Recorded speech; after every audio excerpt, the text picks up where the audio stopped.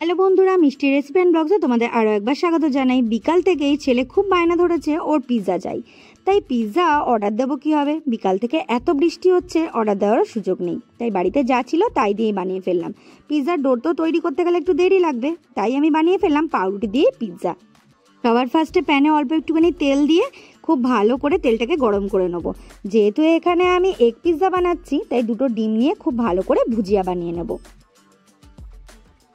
এই এগ পিৎজাটা খেতে কিন্তু দারুণ টেস্টি হয়, আর বিশ্বাস করো অল্প সময়ের মধ্যে চটজলদি হয়ে যাবে।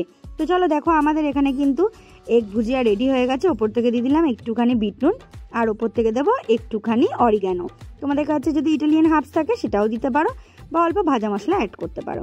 দেখো আমার কাছে এরকম গোল গোল মতন পাউরুটির স্লাইস ছিল, তোমাদের কাছে যদি স্কোয়ারে থাকে সেটাও তোমরা অনায়াসে ইউজ করতে পারো। তারপরে এখানে দিয়ে দিলাম 1 চামচ করে পিৎজা সস। তোমাদের কাছে যদি পিৎজা সস না থাকে, তোমরা কিন্তু মেয়োনিজ আর টমেটো সস একসাথে দিয়েও সেটাও ইউজ করতে পারো এখানে।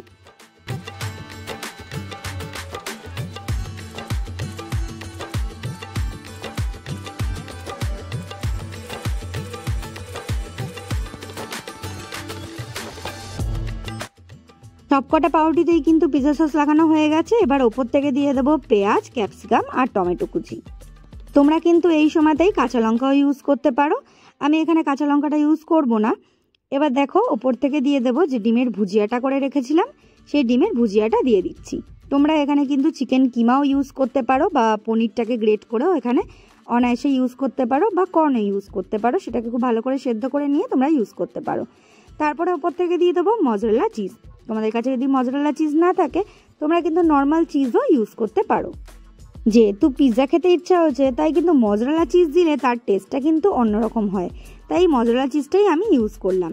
এবার ওপর থেকে দিয়ে দেবো একটু একটু করে বিট নুন, আর দিয়ে দেবো অল্প করে অরিগ্যানো।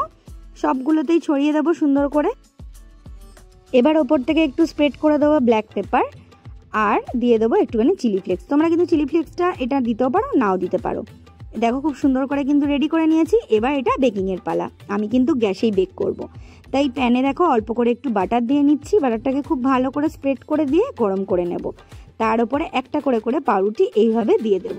একটু যদি পড়ে যায় কোনো অসুবিধা নেই, আবার তুলে দিয়ে দেবে।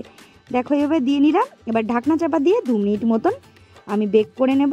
দেখো 2 মিনিট পর কিন্তু চিজ একদম মেল্ট হয়ে গেছে, আমাদের পিৎজা একদম রেডি হয়ে গেছে।